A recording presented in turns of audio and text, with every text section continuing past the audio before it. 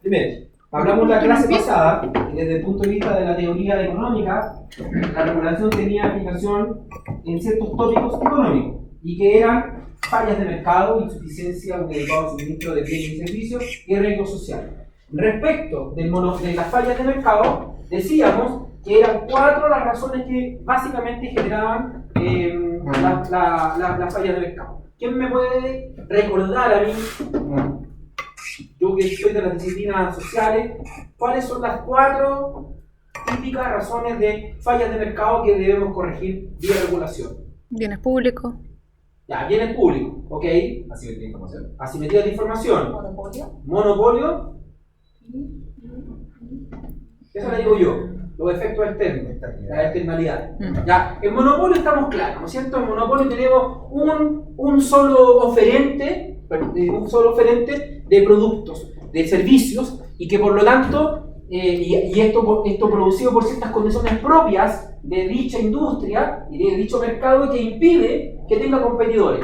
Incluso en algunos casos, no sé si está bien dicho de la disciplina económica, pero a mí me lo enseñaron así, si lo repito, en algunos casos incluso llega a ser ineficiente la presencia de un competidor. Ya no es necesario, no le da valor, no genera mejores precios la existencia de otro proveedor y por lo tanto es mejor convivir con ese monopolio y tomar las precauciones para que dicho monopolio no genere los efectos negativos. ¿Ya? Y por lo tanto vamos a regular en los monopolios naturales, con la idea de que esa falla de mercado no genere que el consumidor, aquel que va a ese mercado, se le traiga un valor, ¿ya? Que termine pagando más de lo que corresponde.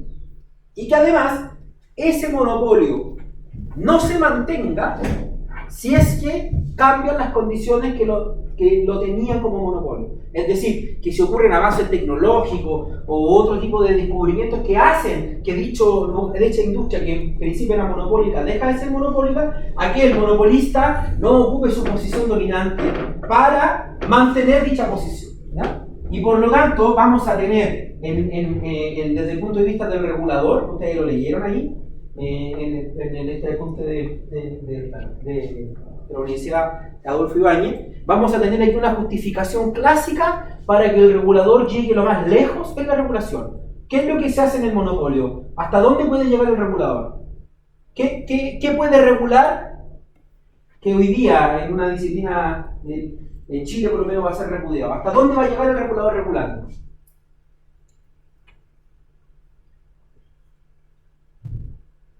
¿Cuál va a ser una preocupación del regulador?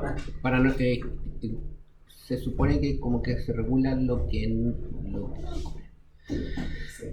me cuesta decirlo. Profesor, me perdí de la pregunta. Dado los peligros que trae esta falla de mercado, el regulador va a tomar decisiones regulatorias, va a tomar decisiones, va a regular ciertas cosas. ¿Qué tan lejos puede llegar en la regulación? ¿O qué cosas va a regular? ¿O solo necesita regular cuando estamos frente a un monopolio? Okay. Todo lo que le permite la ley.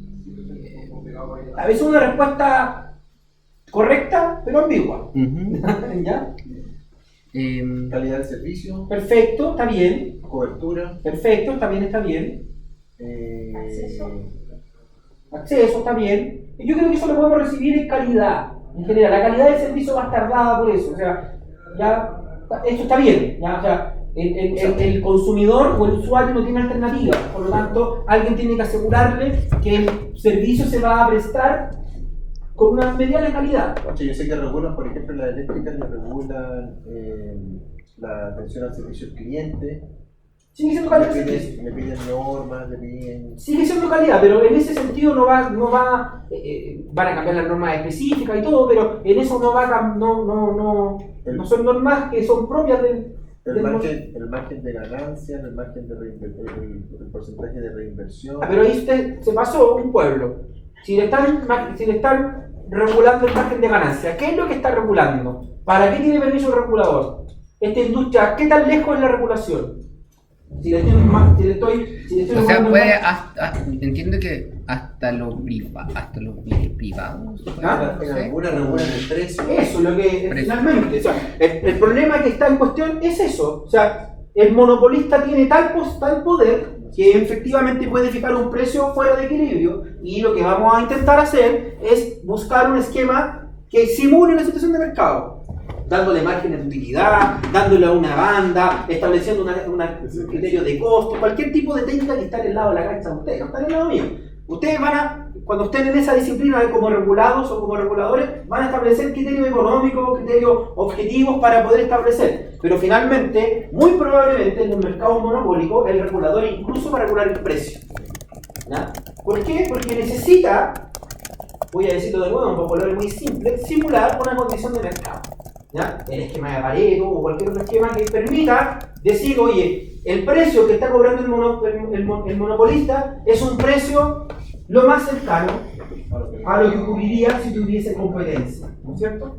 Kilowatts hora, el metro cúbico de agua, Porque en el fondo es porque no puede controlar el recurso, pero sí el precio. Claro, justamente. Y puede controlar el precio y en algunos casos tiene asegurada la demanda. pero aparte de regular el precio, también regulan la ganancia, porque por ejemplo, si es que la luz o la electricidad, si baja el precio de la generación de electricidad, y el precio ya está fijado por ley y siguen cobrando el mismo precio, tampoco pueden pasarse de ciertas utilidades, o sea, se regulan por los dos. O sea, es que para mí, yo aquí lo voy a hablar desde la ciencia social, que es la mía. Para mí todo eso es esquema tarifario. Para mí todo eso es esquema tarifario. ¿Ya? O sea, cuando me fijan el máximo de utilidad, cuando me fijan todo ese tipo de... Para mí, desde la perspectiva de lo que yo estoy diciendo es que el regulador puede llegar así de lejos. Ustedes leyeron en el texto de que eso no es la tendencia. La tendencia es que el regulador fije la menos cantidad de precios, ¿ya? Por lo menos en la manera en que se enfrenta la economía de libre mercado, donde el mercado es asignado. ¿Ya? Después tenemos lo que dice usted, para saltarlo rápido, necesitamos asegurar la calidad del servicio y tercero, necesitamos que no aparezcan barreras de entrada. Entonces, el monopolista también se le van a imponer normas regulatorias para que éste no genere artificialmente barreras de entrada cuando el monopolio deja de serlo. La semana pasada vimos el ejemplo del mercado de telefonía celular. Un mercado que era monopólico, que pasó a ser oligopolio y que básicamente hoy día, mientras las barreras de entrada sean eficientes, pueden seguir entrando competidores al mercado. ¿Ya? El segundo punto de falla de mercado tiene que ver con las externalidades. ¿Ya? ¿Quién me puede explicar qué es una externalidad? ¿Qué es lo que hablamos cuando hablamos de externalidad? Es algo que sucede como, pero que no necesariamente estaba incluido en el objetivo de hacer eso. Como, no sé cómo explicarlo, está en mi cabeza. Pero, por ejemplo, la externalidad de la educación es como la seguridad ciudadana, porque una persona que está como más educada tiende menos a delinquir. Es como el impacto positivo o negativo que se produce sobre terceros que no fueron los que directamente consumieron o participaron de la transacción. Ya, eso es aún más económico. Finalmente son situaciones que ocurren, efectos que tienen ciertas decisiones, estamos hablando de temas económicos, decisiones económicas que no son las directamente buscadas, pero ocurren. Y por lo tanto, estas situaciones que ocurren, ¿de qué índole podrán ser? De todo tipo. Positiva, Positiva, negativa. Ya, la podemos dividir en la más sencilla, pueden ser externalidades positivas o externalidades negativas, ¿no es cierto? El efecto externo respecto de decisiones económicas puede generar efectos positivos cuando la producción o consumo de un bien o servicio tiene como efectos colaterales bienes para terceros que no están pagando por aquello, ¿no es cierto? Que no están pagando por aquello. ¿Quién me puede dar un ejemplo de eso? La educación, lo que acaba de decir Renato. ¿Cuáles serían los terceros que no están pagando por aquello? La sociedad. Ya, o sea, la sociedad no paga por esa educación. De un privado. Y que claro, o sea, pero ahí el ejemplo es más difícil porque finalmente, en el caso, si hablamos en vocabulario meramente económico, estamos diciendo que el papá que paga el colegio de aquí al lado le está asegurando la seguridad ciudadana a usted.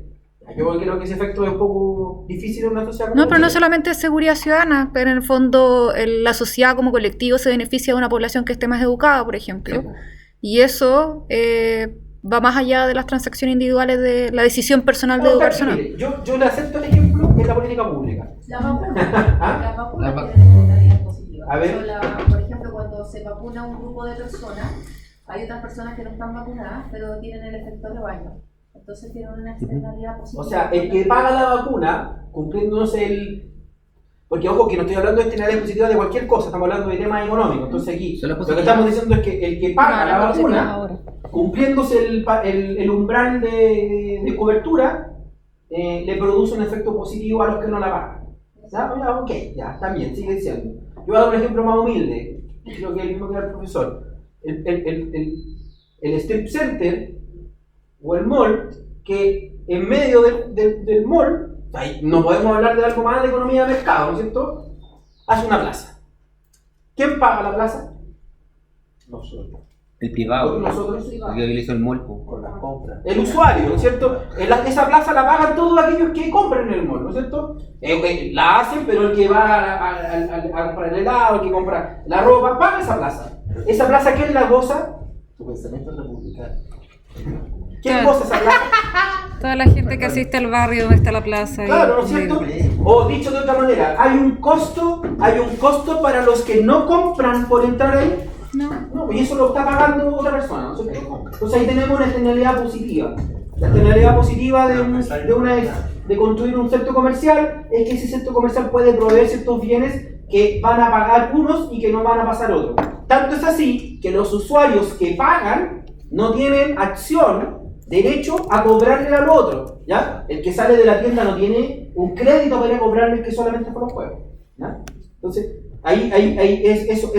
eso es importante, o sea, no tengo cómo ir a cobrarle a aquel que se está aprovechando de algo que yo pagué, ¿ya? Esa es como la idea. La idea. Y estos terceros, por lo tanto, no tienen nada que remunerar ni a los consumidores que efectivamente pagaron el servicio, ni al empresario que puso a disposición aquello, ¿ya? Pero las inversiones o las decisiones económicas no solamente producen efectos positivos, también pueden tener externalidades negativas. Y aquí existen cuando la producción o el consumo tiene por efectos consecuenciales dañinos, ¿ya? Ojo, volvemos a hablar de valor económico, ¿ya? Que no han sido agregados al costo ni por el empresario ni por los consumidores, ¿ya? O sea, esto tiene un costo, una externalidad negativa que no está indexada al precio que se cobra, no está indexada al costo que tiene el bien, ¿ya? Y aquí la decisión regulatoria viene cuando ese efecto negativo excede un umbral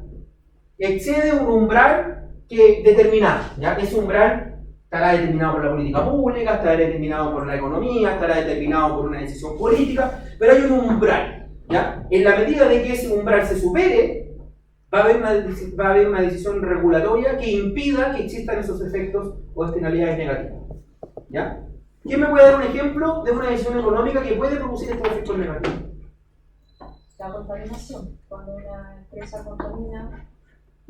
Pero una decisión económica. Claro. Una transacción. Obvio, yo creo que es un buen ejemplo. Hago una fábrica y si pensamos en la época pre-regulación, esto era clásico. Yo hago una fábrica, hago mi inversión y jamás nunca me represento algún costo relacionado con los efectos negativos que va a producir esa planta, por ejemplo la polución, ¿ya? Y por lo tanto, el día de mañana yo no me hago cargo, no asumí en mi estructura de costos dicha contaminación, ¿se entiende? Claro. El impacto legal, por ejemplo, Costanera Center tuvo que invertir en las calles, ensanchar tantas, ¿Y Morera? Ya, es que ahí viene. Morera. Nadie tiene la Claro, la externalidad negativa es que esa inversión iba a generar un tal uso de los bienes públicos, ahí se mezcla todo, que era necesario para que aprobaran el proyecto, arreglar. Y ese proyecto es complejo porque más encima el plan de mitigación está indexado a la apertura de oficinas y no está aperturado todavía porque hay muchas obras de mitigación que no se han hecho. Algunas de las cuales Cencosud tiene postergado en el tiempo, por ejemplo un túnel, y plantea que ya lo debe hacer, ¿no? Pero quiero volver con el tema de la contaminación antes de pasarme a eso. ¿Qué normas entró en vigencia la semana pasada, creo que el viernes pasado, respecto a esto que acaba de decir la compañera? ¿Qué obligación tienen ahora los productores de ciertos bienes? ¿Cuál es la ley de responsabilidad? ¿Esa? Claro, ahí hay un tema de efecto externalidad negativo, ¿no? Hay una externalidad negativa. Yo produzco algo que da satisfacción, produzco una Coca-Cola. Es un bien que la gente quiere, le genera satisfacción, quita la sed, pero genera una externalidad negativa. ¿Cuál es? Pero es un desecho plástico, ¿no es cierto? Llegamos a un umbral, en la lógica de lo que estamos hablando, tan alto, que hoy día la ley regula esa industria. ¿Por qué vamos a regular la industria? Podría decir aquí un Milei. ¿Qué nos corresponde a nosotros regular la industria de la bebida azucarada? ¿Qué puede tener importancia pública?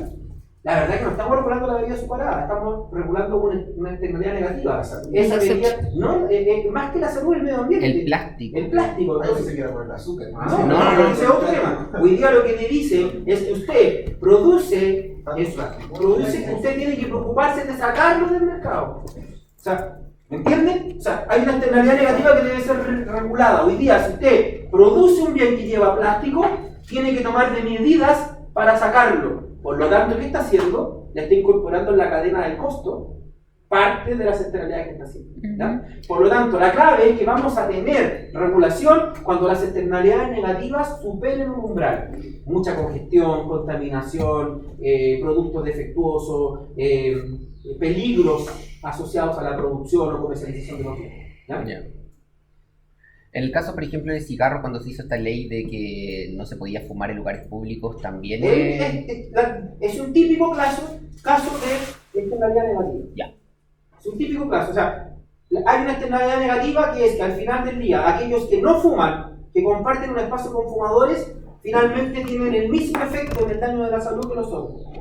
Por lo tanto, eso obliga a tomar una decisión regulatoria. Ojo que aquí estamos justificando la decisión regulatoria. Otra cosa es que la regulación pueda ser mala. En el caso de los cigarros, también podría ser un ejemplo de una mala regulación desde la perspectiva de la proinversión, desde la perspectiva de las reglas claras. ¿Por qué? Porque en poco plazo de tiempo, los empresarios gastronómicos fundamentalmente se vieron enfrentados a cambios regulatorios. ¿Ya? Primero les dijeron que voy a tener una terraza interna separada, y la ley después al poco tiempo se dio cuenta que eso también es insuficiente y ya no nos deja fumar en espacios cerrados.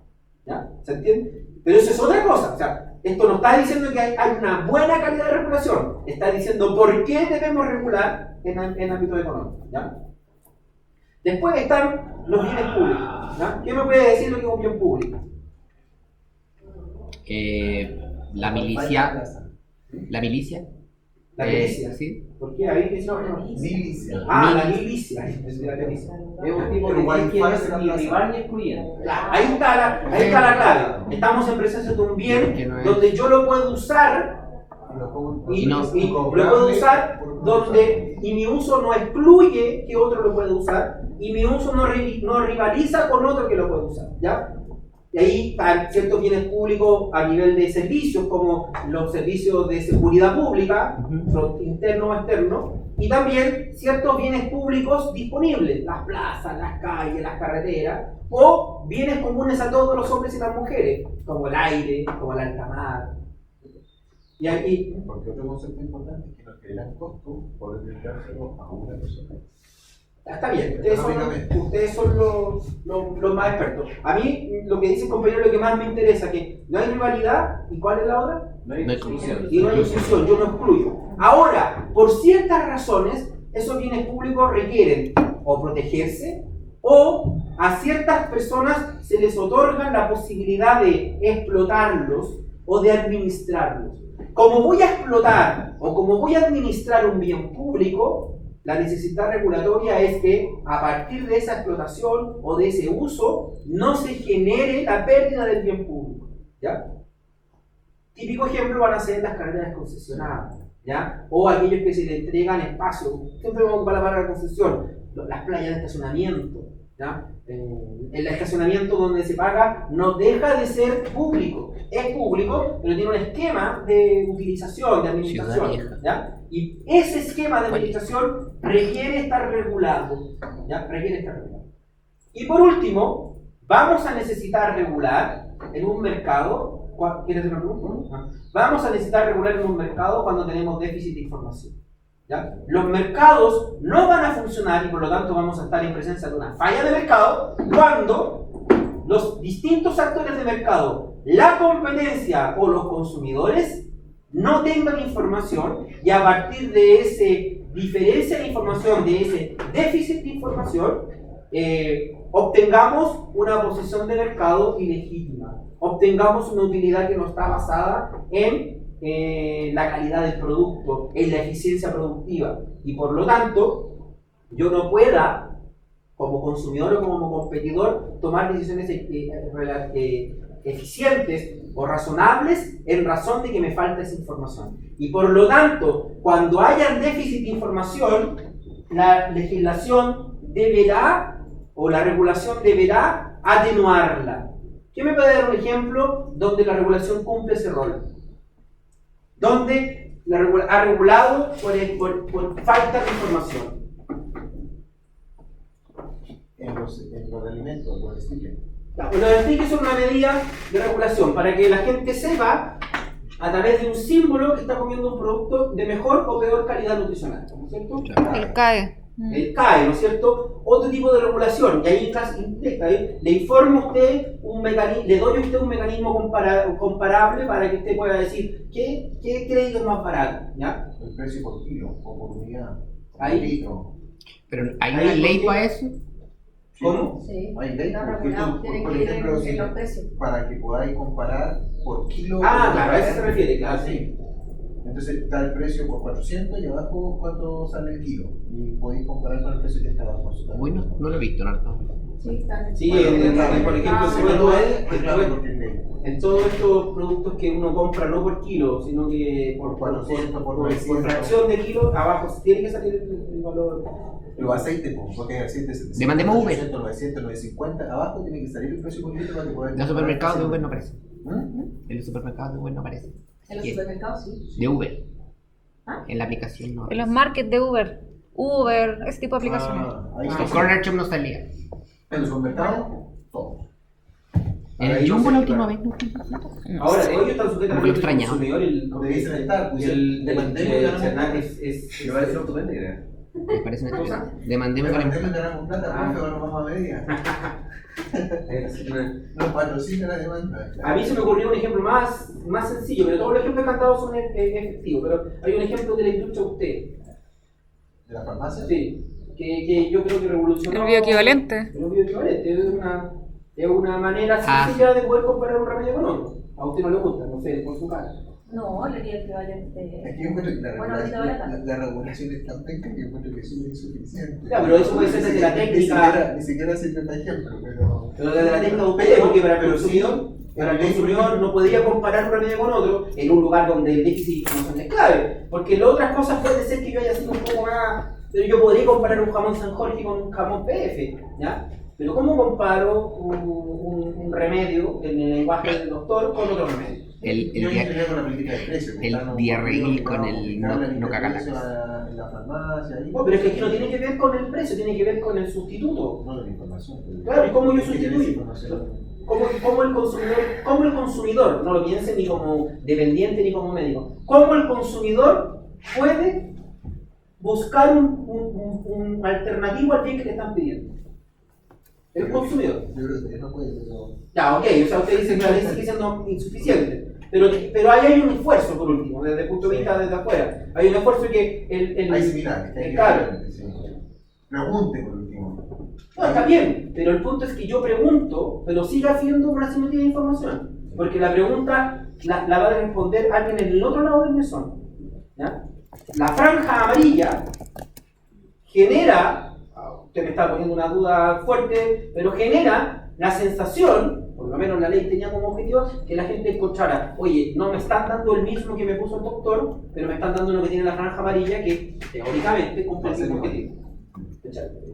A eso me refiero. Y con eso elimino, ¿ya? Porque ahí sí que hay ¿cómo se llama? Diferencias concretas y fuertes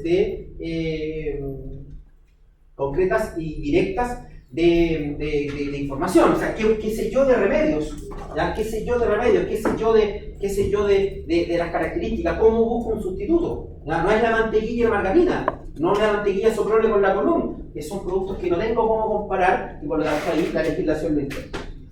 Ahí tenemos Las 4 razones principales por las cuales desde el punto de vista económico se ha buscado regular. En este punto es interesante darnos cuenta que de todas maneras el efecto regulador puede tener problemas, ¿ya? Sobre todo cuando hablamos de información, ¿ya? Porque al final del día el tema de la información es una cuestión relevante a la hora de analizar el mercado. Porque, y sobre todo cuando viene un tercero de afuera a regular, porque ¿quién es el que tiene la mejor información respecto de su bien, de su servicio, del producto?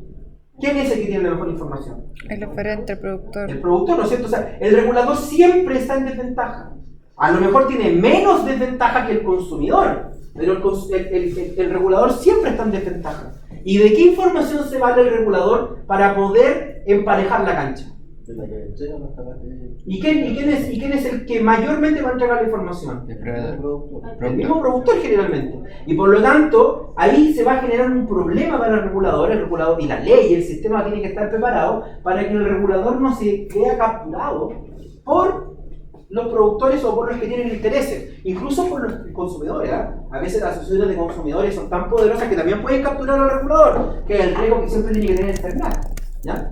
Pero desde el punto de vista más clásico, la posibilidad de que el regulador en su afán de conocer información sea capturado por el generador de la información puede generar un problema de agencia, donde finalmente el regulador sea inducido a tomar decisiones que no son acertadas, ya sea porque le dan información insuficiente, ya dan porque le dan información tergiversada, mira, a veces ni siquiera es falsa, ahí ya llevamos al delito, pero a veces basta, claro, ahí el regulador en verdad fue engañado, ya el regulador veía un índice que decía que contaminaba 5 y lo que pasa es que cada vez que iba a vigilarlo se activaba este software que te tiraba, pero después el software se apagaba. Pero aquí puede ser que el regulador te dé información adecuada, veraz, perdón, pero no adecuada. ¿Ya? Te da información desactualizada, te da información sobreabundante. ¿Ya? Ustedes lo tienen que haber visto en los cursos de gobernanza.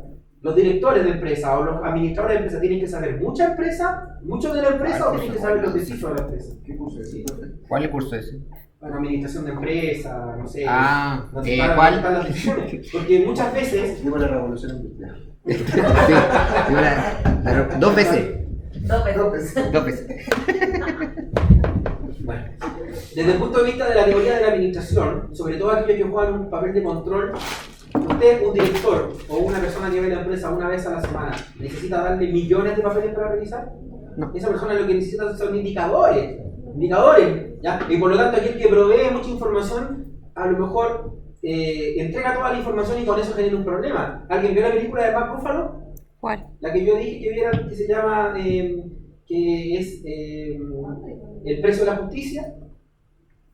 Le dijo otro. No, si también lo dije acá. El precio de la justicia. Bueno, vean la película de Mark Ruffalo que se llama El precio de la justicia, que tiene que ver con cuestiones medioambientales, ¿ya? Y ahí este tema del uso de la información es clave. Hay una parte de la película que llega a ser deprimente, ¿ya? No estoy haciendo el spoiler directamente, pero véanlo.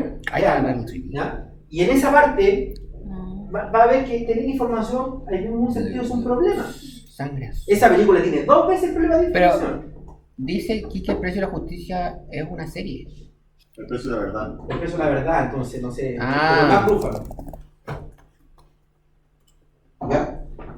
Entonces, aquí debemos tomar salvaguardias. Dark Waters. Y en general, la colaboración que el regulado preste al regulador debe ser. ¿Cómo no ocupar tantas veces las mismas expresiones? Debe ser una participación adecuada, pero sin que tenga una interferencia tal que le permita asumir un poder en los hechos ante el regulador, ¿ya? Y por lo tanto, hay ciertos esquemas que van a tener que ser revisados. Por ejemplo, aquellas agencias reguladoras donde el regulado tiene participación, ¿ya? Que a veces se les daba este rol con el afán de que colaboraran con la regulación, pero corrían este riesgo. Ustedes, que no son tan sí la he visto. tan jóvenes, ¿ah? Me acabo de acordar que sí la vi. O sea, si se acuerdan del tema de la información, que tiene dos problemas claves con la información, que son el kit de la película. Volviendo a esto, ¿se acuerdan ustedes en Chile de una institución reguladora fundamental que tenía un esquema donde sí podía haber sospechas de captura del regulador? Esa institución ya no existe, hace 5 años. Fue reemplazada por otra empresa, por otra agencia reguladora más grande. Con el mismo nombre. ¿Ah? Con otro No, nombre. con el mismo nombre.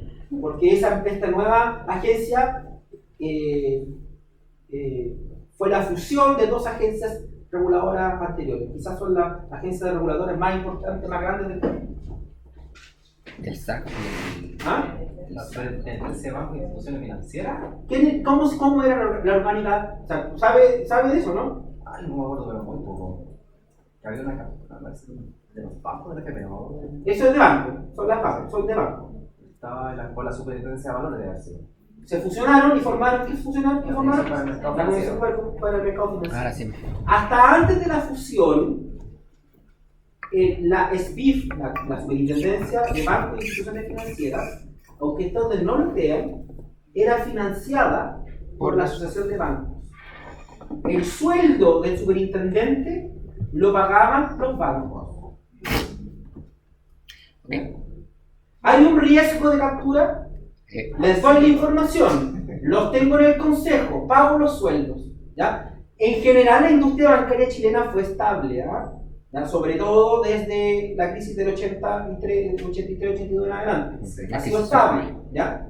¿No es cierto? ¿Ya? Y de hecho, una de las cosas que uno podría ver ahí es que incluso el Estado chileno salvó los bancos, pero no salvó a los dueños de los bancos, ¿ya? O sea, a pesar de que hubo una crisis, los dueños de los bancos perdieron los bancos.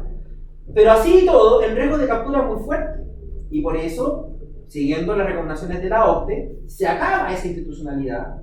El privado deja de tener la posibilidad de coaptar, ya no le paga el sueldo, ya no es el jefe financiero del superintendente, y ahora pasó a ser un órgano 100% público en su financiamiento, en un esquema de un mega regulador autónomo. ¿Se entiende?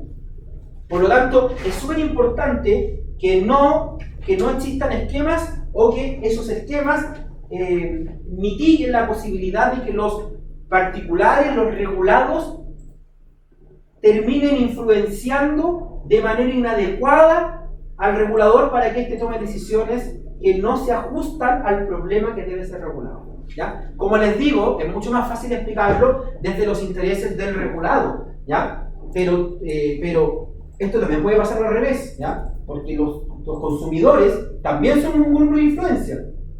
Y como grupo de influencia también podrían generar una presión regulatoria que sea más allá de lo necesario para el problema que se está resolviendo.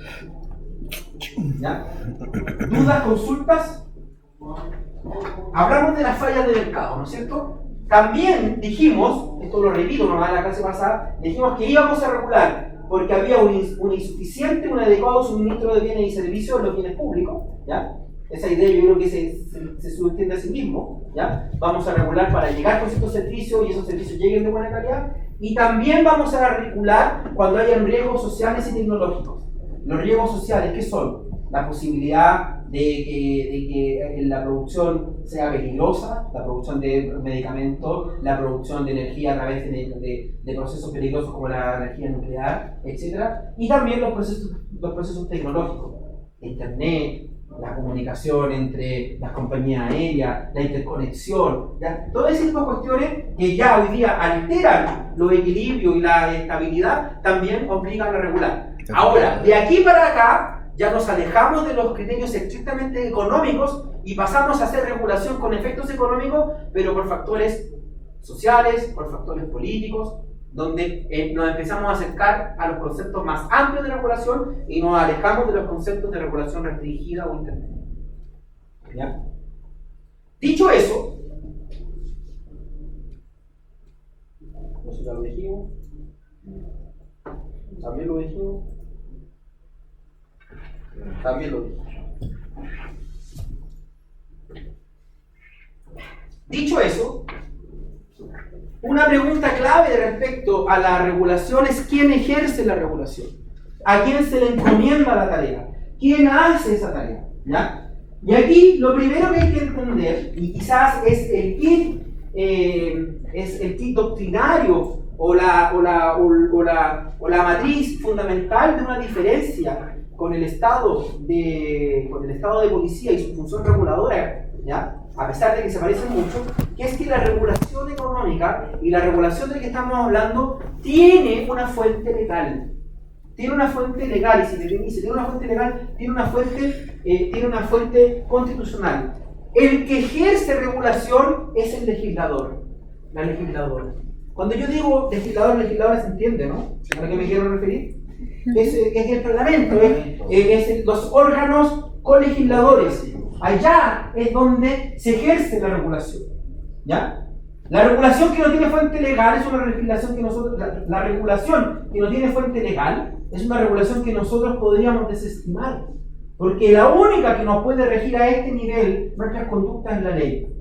Distinto es que la ley en su técnica vaya delegando parte del ejercicio regulatorio en instrumentos de la potestad reglamentaria, los reglamentos, los dictámenes, ¿ya? Pero es allá arriba es donde se genera la fuente para poder realizar la regulación. Sin ley no hay regulación, ¿ya? Ahora, esta ley entrega una atribución de ejercicio de la facultad regulatoria y luego de los instrumentales regulatorios a ciertas autoridades, ¿ya? A ciertas autoridades. Esas autoridades, si uno mirara el mundo en general, pueden ser autoridades más cercanas o más alejadas al gobierno, ¿ya? En el caso americano, siendo el caso americano un caso difícil de conceptualizar, sobre todo si no nos ahogamos un curso directamente de eso, pero en el caso americano vamos a ver que las agencias regulatorias van a tender a estar alejadas del gobierno, ¿ya? Y en general las agencias regulatorias van a estar más cercanas a los parlamentos, ¿ya? Y además vamos a ver que en legislaciones como la americana existe la posibilidad de que existan organismos semipúblicos, asociaciones de consumidores, asociaciones de usuarios que cumplan roles fiscalizadores o regulatorios muy importantes, ¿ya? En cambio, vamos a ver que la función regulatoria en la tradición continental europea, de la cual nosotros somos tributarios, va a intentar entregar la función regulatoria fundamentalmente a órganos de la administración del Estado, que es el caso chileno, ¿ya? Donde la función regulatoria mayoritariamente va a estar entregada a órganos de la administración del Estado y por lo tanto que van a estar vinculados con la función de gobierno, ¿ya? Otra pregunta relevante que se hace respecto a las autoridades regulatorias es ¿cuán independientes pueden ser?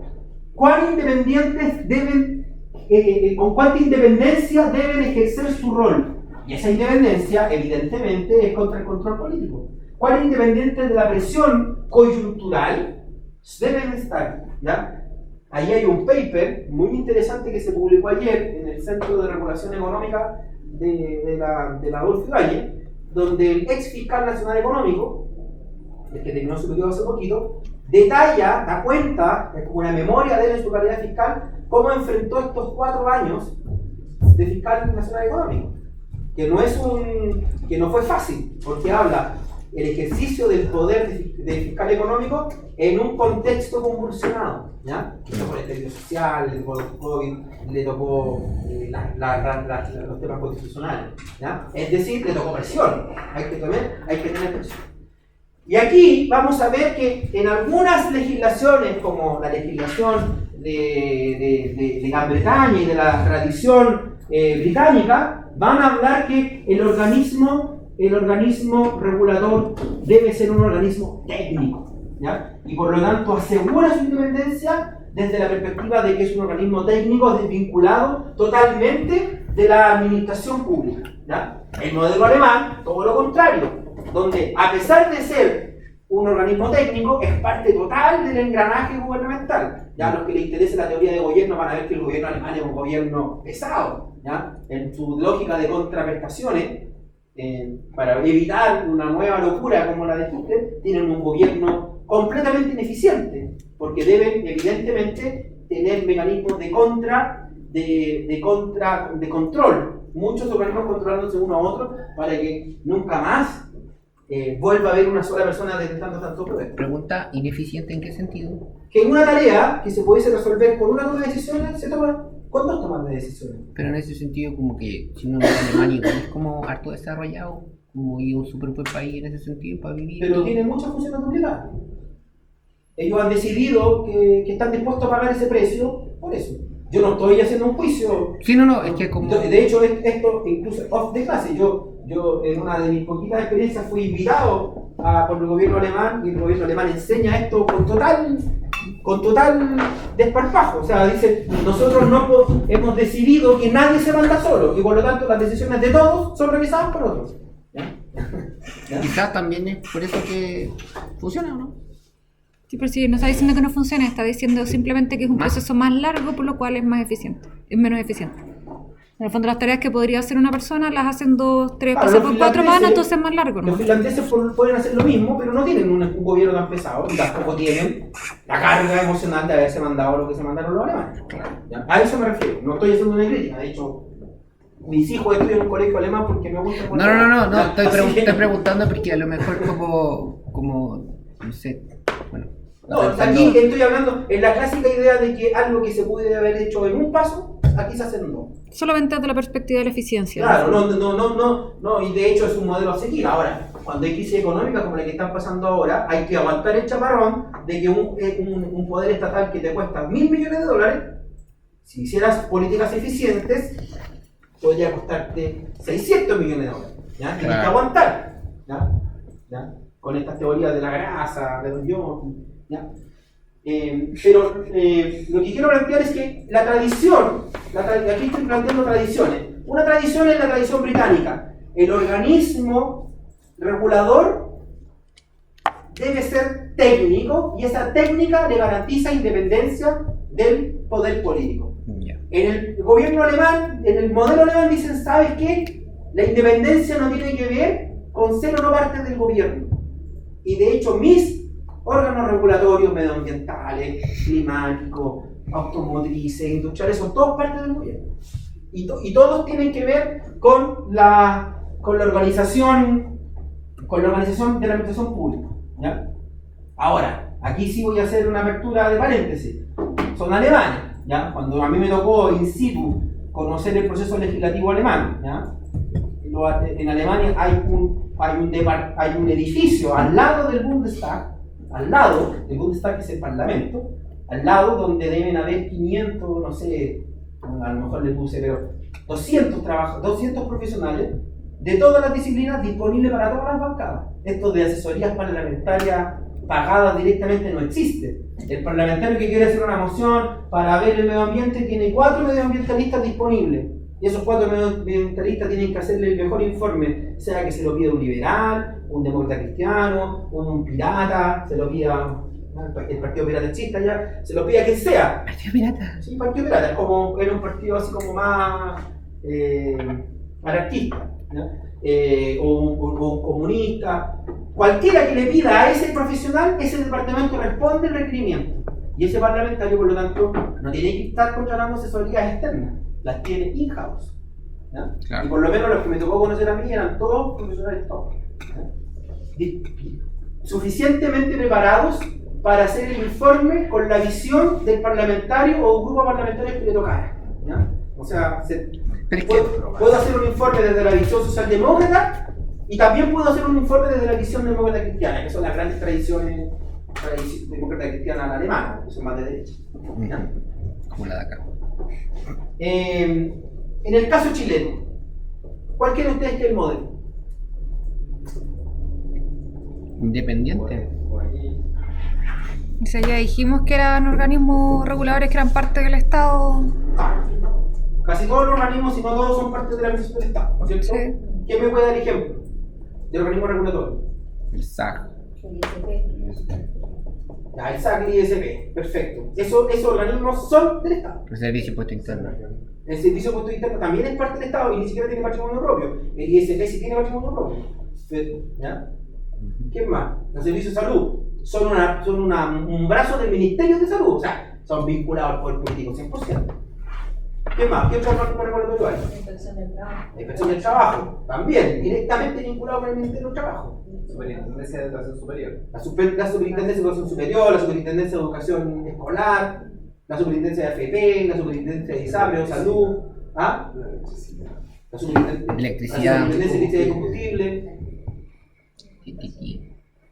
Nadie volvió a repetir, pero está la Comisión para el Mercado Financiero, Que ya la habíamos. la Subsecretaría de Telecomunicaciones. Miren, en el ámbito de las telecomunicaciones es una subsecretaría.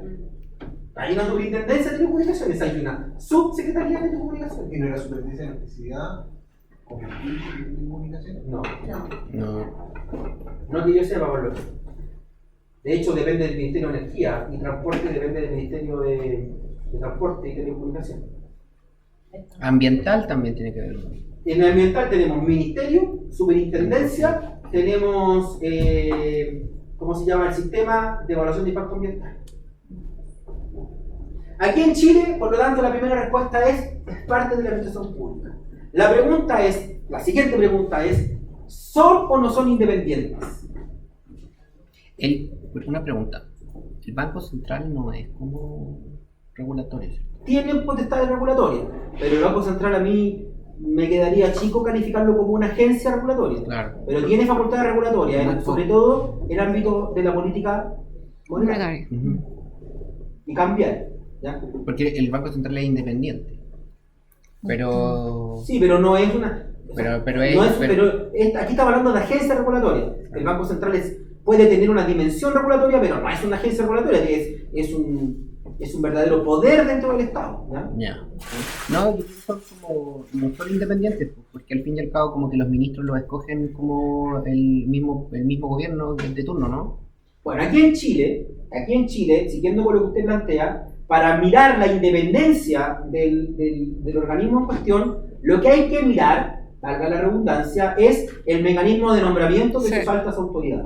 ¿Ya? La Comisión Y en para el Chile Mercado Financiero. existen dos modelos, básicamente, para el nombramiento de autoridades de alta jerarquía en la administración del Estado. ¿Ya? Un modelo es aquellos funcionarios que son nombrados en dichos cargos donde la discrecionalidad del presidente de la República es el elemento inquebrantable. O sea, son funcionarios que dependen de la confianza del presidente para mantenerse en el cargo. ¿Ya? Y otros funcionarios públicos que probablemente también son nombrados por la burocracia estatal, por el presidente de la República, pero que una vez nombrados en el cargo no dependen de la confianza del presidente de la República o la confianza política de alguien expresada en el presidente de la República para mantenerse en el cargo. ¿Ya? Por lo tanto, la mayor independencia se va a dar en aquellas agencias regulatorias donde el que lo nombran en el cargo no se juega el puesto a través de decisiones que complazcan al poder político. ¿Quién me puede dar, a lo menos intuitivamente, ejemplos de ese tipo de agencias? La Fiscalía. La Fiscalía. Nacional. ¿Pero qué fiscalía? Nacional Económica. La Fiscalía Nacional Económica, perfecto. De hecho hubo como todo un tema ahí. Que se han designado directamente Es por que el presidente. el mecanismo de designación, más o menos compuesto, para estos efectos me da lo mismo. Lo importante es si pierde el cargo. La gran mayoría de esos fue aprobado también por el Parlamento, ¿no? Claro. Pero el fiscal nacional económico no, muchos no. Lo que hemos hecho en Chile hace 20 años, se cumplen 20 años ahora y probablemente hay que renovarlo. Lo que hicimos en Chile en los últimos tiempos fue intentar darle un barniz técnico, y lo que todos estos cargos en general tienen es que deben ser capaces de superar el concurso público llevado por una otra agencia del Estado que se llama Alta Dirección Pública. Y esa Alta Dirección Pública lo que hace generalmente es proponer candidatos. Pero de todo lo que estamos hablando aquí, salvo el Banco Central, los demás son cargos que nombra el presidente de la República. ¿Ya? Todo el fiscal nacional económico, los superintendentes, el director o directora de impuestos internos son cargos que nombra el presidente de la República. ¿Ya? Pero el director de impuestos internos pierde el cargo cuando el presidente ya no lo quiere en el cargo. Los gobernadores. ¿Y qué pasa con el fiscal La nacional evaluación económico? democrática. ¿El fiscal nacional económico pierde el cargo porque el presidente no le gusta? No. No lo pierde. ¿Quién lo nombró a los dos? El presidente. Ya ambos pasaron por el sistema de alta dirección pública. Lo que hace el sistema de alta dirección pública en el caso chileno es quizás otorgarnos un halo de que es de que ahora estamos nombrando personas técnicamente dotadas para ese cargo, ¿ya? O que algún grado de conocimiento técnico tienen para estar en ese cargo, ¿ya? Eso es lo que se llama modernización del Estado. Pero un organismo va a ser más independiente en la medida en que su proceso de nombramiento, el presidente de la República después no lo pueda sacar, ¿ya? No lo puede sacar. ¿Dudas, consultas, comentarios? No.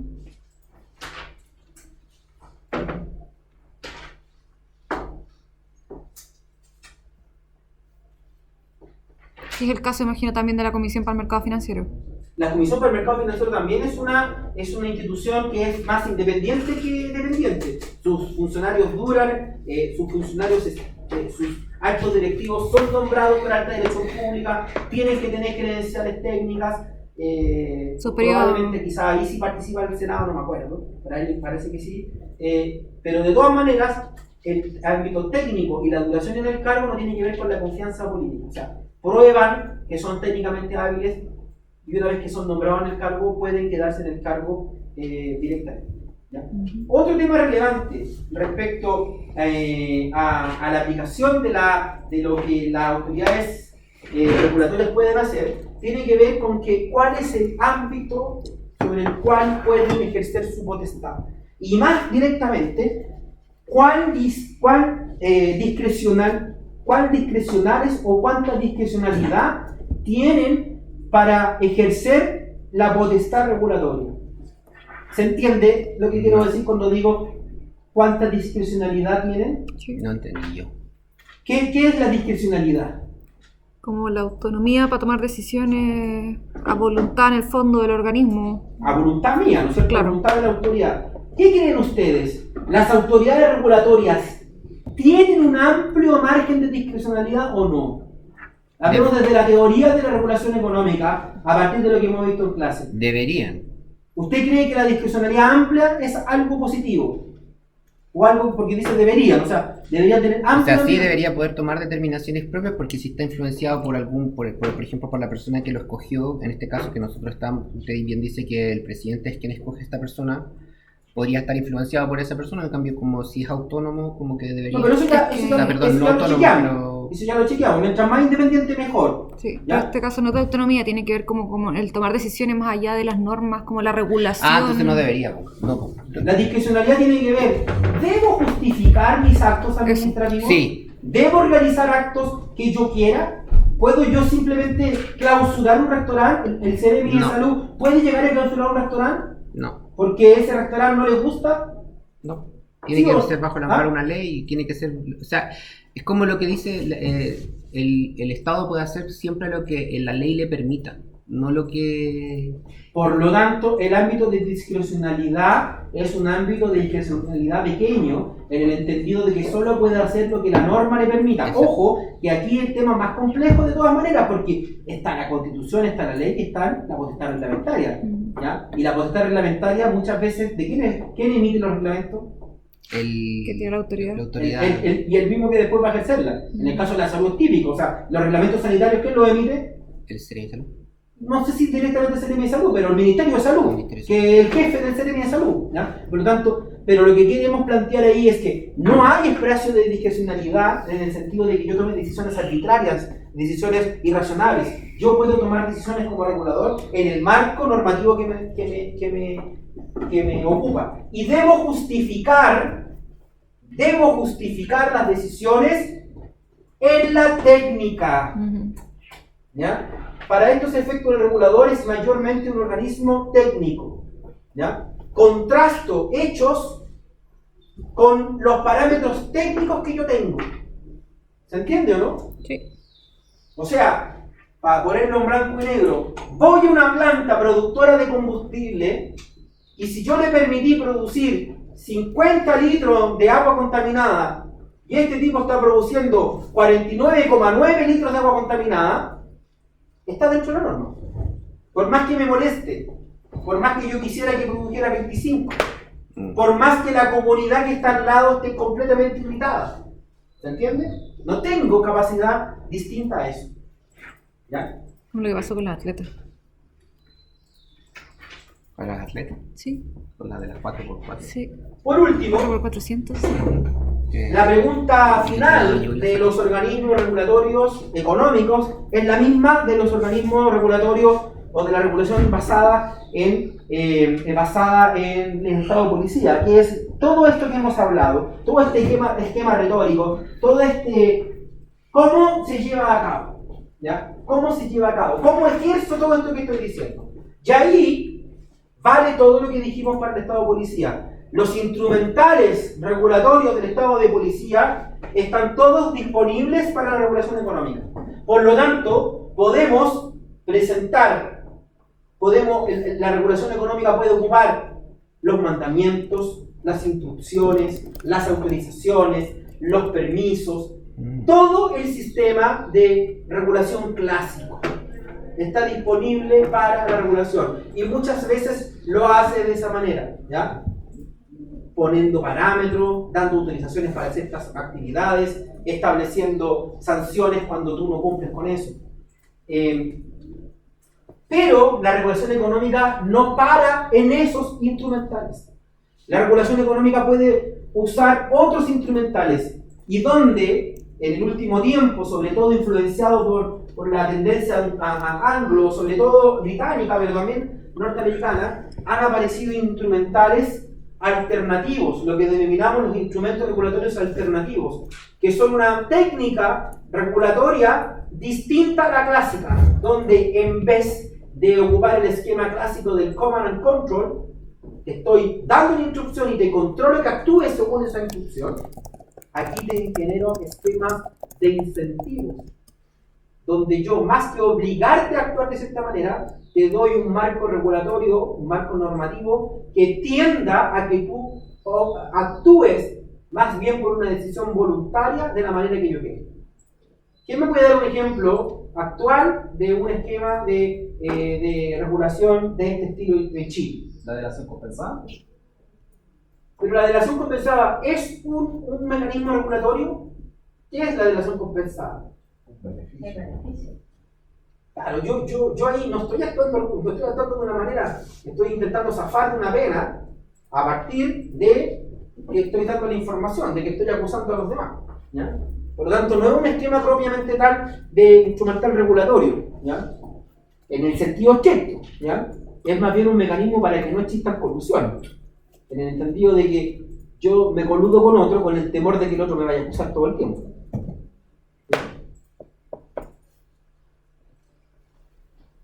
¿A quién se le ocurre un esquema?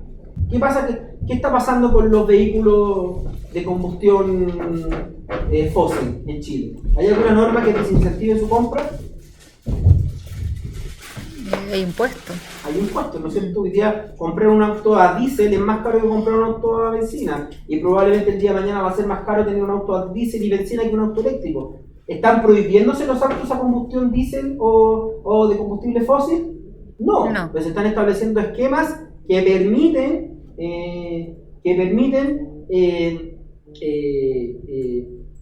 permiten avanzar a cierto estado, ¿ya? Los sellos PROPYME o los sellos CERNAC, ¿qué son? Incentivos. Yo te doy un incentivo, te doy una acreditación de que estás actuando correctamente y con ese sello yo estoy logrando, el incentivo es que tú te comportes de la manera en que yo estaba buscando. Y de esa manera lograr el objetivo regulatorio, ¿ya? Por lo tanto, más que los mecanismos alternativos, más que existir un mandato, una imposición, yo estoy generando políticas de incentivo para lograr la conducta deseada. Y finalmente, efectivamente existe la fiscalización y en algunos casos esa fiscalización va a ir acompañada con la punición. Esto es, con la posibilidad concreta de realizar de que el Estado, perdón, de que la agencia regulatoria tenga la posibilidad de imputar y de sancionar directamente las conductas sin necesidad de pasar por los tribunales de justicia. Y con eso hemos terminado la primera parte de nuestro curso. ¿Ya? Y nos corresponde ver otra cosa que voy a proyectar inmediatamente.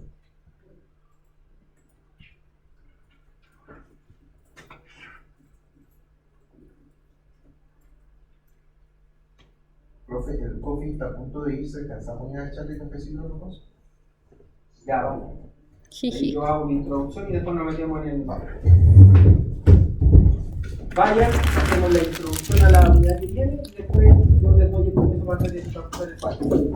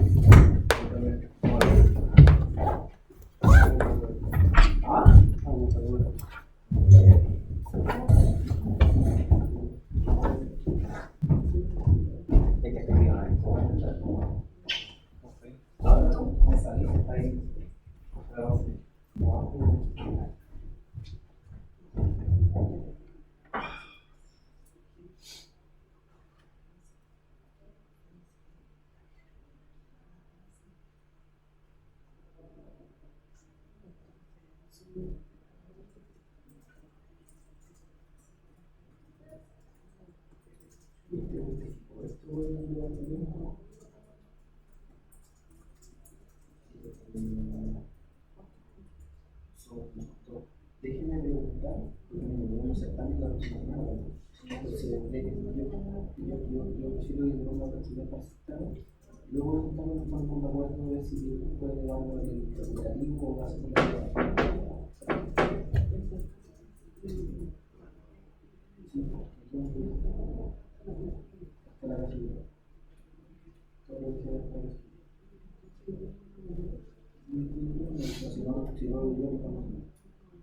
porque si usted se meta me queda no se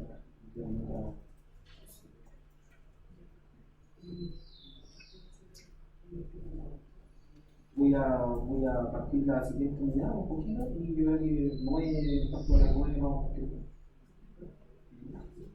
que bien que se lo pasen.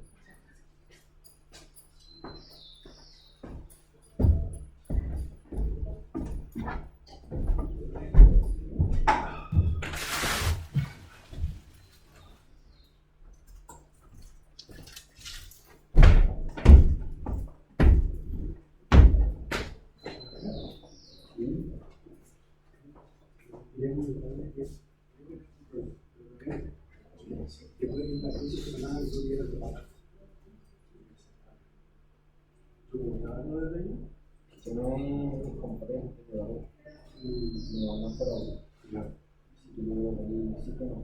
Pero si no lo vemos a que te importen instrucciones de en estos casos no le damos la vuelta. Ya. ¿Cuánto con usted? No sé.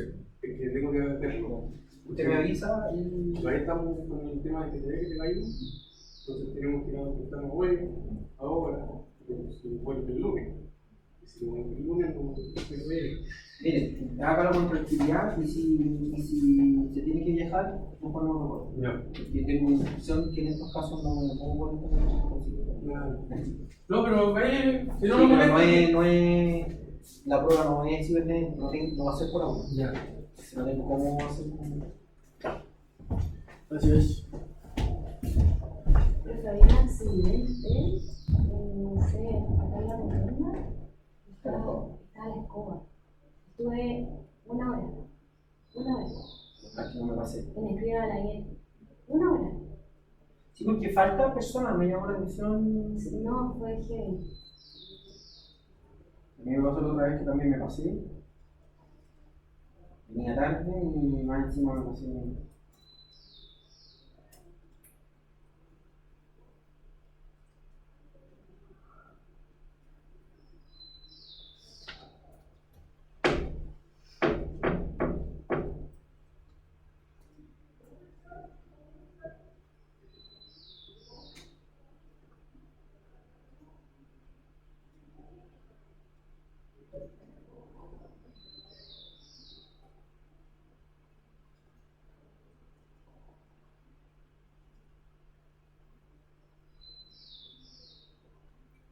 Profe, disculpe, ¿qué correo ocupa usted para comunicarse con usted?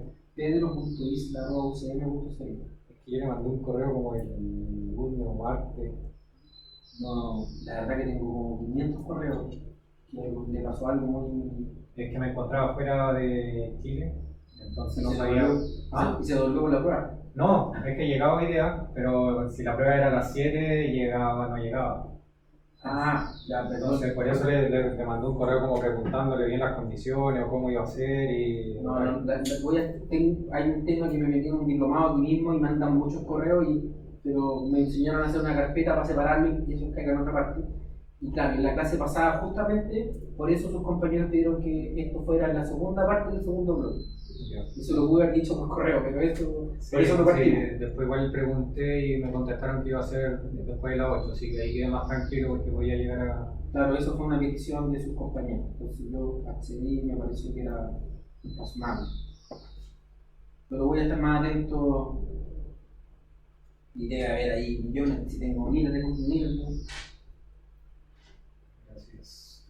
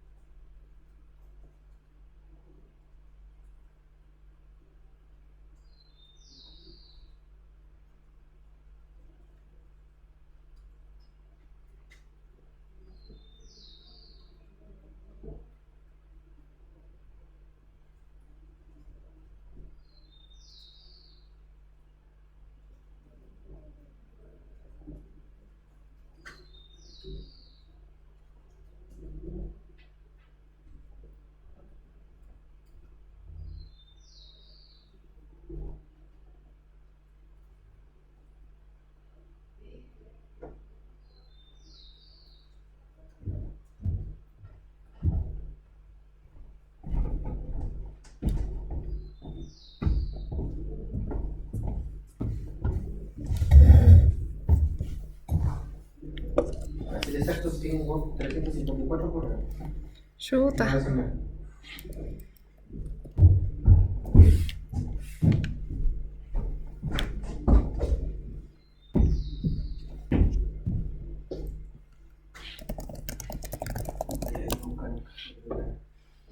Aproveche. Quiero partir la otra parte para poner un poquito más de para la cuerda.